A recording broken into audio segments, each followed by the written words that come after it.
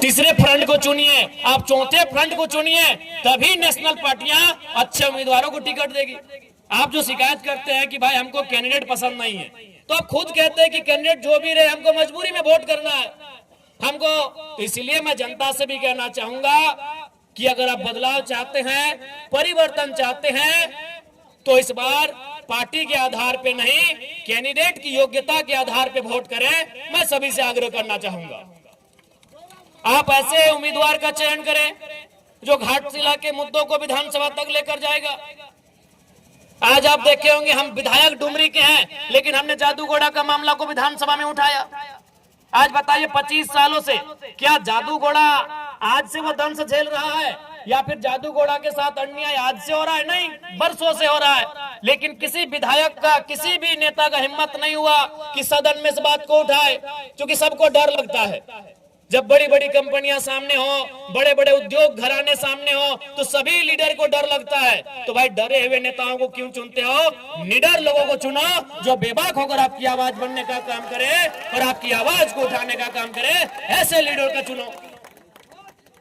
आज घाटशिला की बात करें तो घाटशिला भी धीरे धीरे एक औद्योगिक क्षेत्र में डेवलपमेंट हो रही है। क्योंकि बगल में जमशेदपुर है, तो उसका असर धीरे धीरे घाटशिला में आएगा।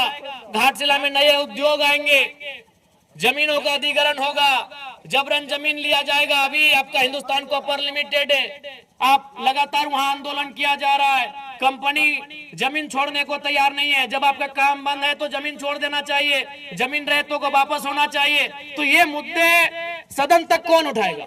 क्योंकि आपको भी मालूम है, आप भी जानते हैं, इस चुनाव के बाद परिणाम चाहे कुछ भी रहे, XYZ कोई भी जीते, जीतने वाला भी आपका जमशेदपुर में बैठेगा और हारने वाला भी आपका जमशेदपुर में बैठेगा। अगर जो भी इस चुनाव को अगर वे लोग जीतते हैं, तो जो जीत के जाएगा वो भी जमशेदपुर के आवास में रहेगा, और जो हार के जाएगा वो भी जमशेदपुर के आवास में रहेगा।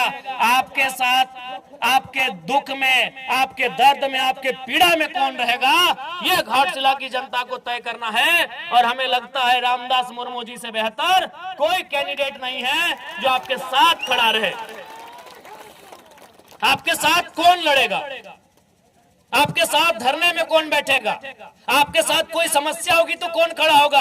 आज आप देखिए, जब से जेल कैंप पार्टी का उदय हुआ है, जब भी किसी को अगर तो थोड़ा मने चोट भी लगता है, मामूली चोट लगता है, तो सबसे पहले जेल कैंप को याद किया जाता है। और हम लोग रात 2 बजे 3 बजे तक धरना में जाके बैठते हैं, जब तक उसको न्याय नहीं मिले। अरे राज्य में तो छोड़िए, हम लोग प्रदेश भी जाते हैं। हमारे पार्टी के लोग मजदूरों की बात को अगर देखा जाए, न्याय दिलाने के लिए हम लोग राजस्थान उड़ीसा तक जाते हैं। तो ये भी आपको तय करना है। बड़ी पार्टियां, चूंकि बड़ा लेवल है उनका, बड़ी पार्टियां हैं, वो आपके बीच चुनाव में आएंगी। हमेशा अगर आपके बीच कोई है तो जेल कैंप खड़ा है। इसलिए मैं जनता जनार्दन से आग्रह करूंगा, जो लोग यहाँ तक नहीं भी आए हैं, चूंकि दीपावली का दिन चल रहा है, हम लोग इस बात को समझ रहे हैं कि लोग पर्व त्योहार है, लेकिन जो लोग घरों में भी बैठे हुए हैं, मैं उनको स्पष्ट कहूंगा, इस बार वोट बदलाव के लिए करिए। बदलाव का होना बहुत जरूरी है। अगर बदलाव नहीं होगा तो राजनीति कुछ परिवारों तक सीमित रह जाएगा। फिर और यहाँ आप सोचिए ना, यही आप सोचिए चंपई चचा, चूंकि मान के चलिए सोम्यास जी के पिताजी का देहांत हुआ है, तो उस पर हम थोड़ा सा रहने देते हैं। हम चंपई चचा का ही उदाहरण लेते हैं। चंपई चचा मुख्यमंत्री रह चुके हैं, कई बार मंत्री रह चुके हैं, रहे कि नहीं, लेकिन फिर भी उनको याद है कि बाबूलाल सोरेन को सेट कर दिया जाए।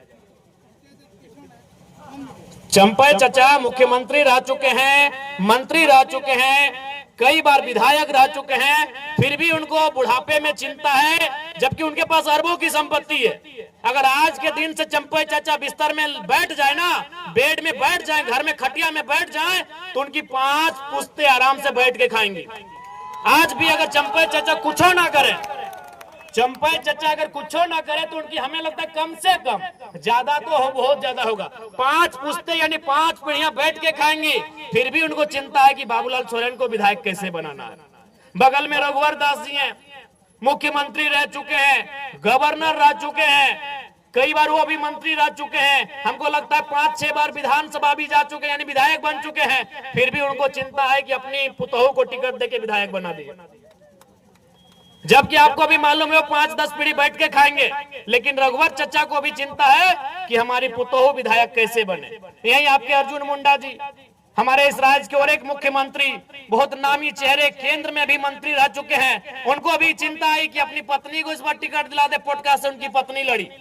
तो ये अब जनता को तय करना है कि जो मुख्यमंत्री रहा है उसको अपने बच्चों की चिंता है, उसे अपने बेटे की, पुतोहू की, पत्नी की चिंता है। तो जनता अपने बच्चों की चिंता करती है नहीं करती है, ये आप पे डिपेंड करता है।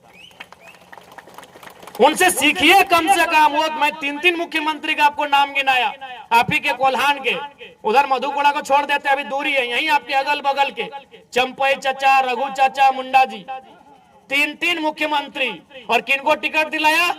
एक ने बेटे को जो घाटशिला में उम्मीदवार है, एक ने पत्नी को जो चुनाव हार गई, और एक ने अपनी पुतोहू को जो चुनाव जीत के विधायक बनी है। अरे जिनके पास अरबों की संपत्ति है, लाख और करोड़ तो छोड़िए, अरबों की, जिनकी संपत्ति अनुमानित अरबों की है, आज वे लोग चिंता कर रहे हैं मेरा बेटा कैसे विधायक बने, मेरी बहू कैसे विधायक बने, मेरी पत्नी कैसे विधायक बने। तो आज जनता को भी सोचना होगा कि जनता की आवाज कौन बनेगा, जनता के लिए लड़ेगा कौन, जनता के बच्चों के भविष्य की आवाज कौन बनेगा, उनके शिक्षा, स्वास्थ्य, रोजगार पे बात कौन करेगा, उसके लिए उनको वोट करना है, ये जनता को समझना होगा। किसी मजदूर का बेटा क्यों ना रहे, अगर उसमें टैलेंट होगा, वो हकदार होगा, वो जनता के बीच से चुन के जाएगा। इसलिए वोट की व्यवस्था आई, लेकिन हम और आप तो फिर उस व्यवस्था को दरकिनार कर रहे हैं। तो अगर आज 2025 में अगर हम लोग फिर उस व्यवस्था को दरकिनार करते हुए राजा के घर में राजा के बेटों को विधायक सांसद चुनेंगे, तो याद रखिएगा 2050 आते आते फिर से आपको आभास होगा कि हम नाम के लोकतंत्र में असल में राजतंत्र का हिस्सा बन के रह गए। आपको उस समय फिर एहसास होगा कि अंग्रेज चले गए, लेकिन उनकी ईस्ट इंडिया कंपनी आज HCL कंपनी का रूप धारण कर चुकी है, आज टाटा, टिस्को, टेल्को के रूप में काम कर रही है। क्योंकि आपने फिर से वही परिपाटी को दोहराया, आपने फिर से वही पैटर्न को दोहराया कि राजा के घर में ही जो होगा देखा जाएगा। तो फिर जनता का सुनेगा कौन, जनता की पूछेगा कौन? आप ईमानदारी से बताइए, घाटशिला में अगर कोई भी जरूरत पड़ा, घाटशिला में अगर कोई भी दुख पड़ा, तो क्या वे लोग आपके बीच आकर इस प्रकार जमीन में बैठेंगे? क्या आपके साथ ढोल कान में बैठकर आपके लिए आंदोलन करेंगे? क्या आपके साथ सड़क में बैठकर आपकी आवाज को बुलंद करेंगे? नहीं करेंगे। वो साहस अगर किसी में है तो केवल और केवल जेल कैंप पार्टी में है। इसलिए हमारे प्रत्याशी श्री रामदास मुर्मू जी को विजयी बनावे। अभी देखिए, चंपे चाचा सुन रहे थे, कहीं आके भाषणबाजी कर रहे थे कि नगरी में हम ये कर दिए। आप भी जानते हैं नगरी में कुछ किए, सबको उसका लिए। नगरी वाला याद होगा आपको, रिम्स टू जमीन का मामला, सभी आदिवासी लोग को उसका लिए। आदिवासी लोग लोहरदगा से आए, खूंटी से आए, लातेहार से आए, सिमडेगा से आए, गुमला से आए, रामगढ़ से आए, सिल्ली से आए, और पता चला चंपई चाचा है ये नहीं हुआ। कौन था? सुबह देवेंद्र नाथ महतो थे और शाम को जयराम महतो था। वो हाल जोतने का काम कौन किए? हमारे पार्टी के देवेंद्र बाबू किए कि नहीं? चंपई चाचा डर से अंदर में थे।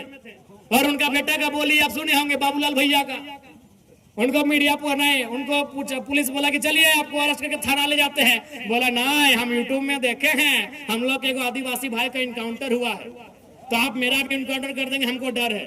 तो बताइए बाबूलाल दा इतना डरिएगा तो राजनीति काहे कर रहे हैं? चंपई चाचा इतना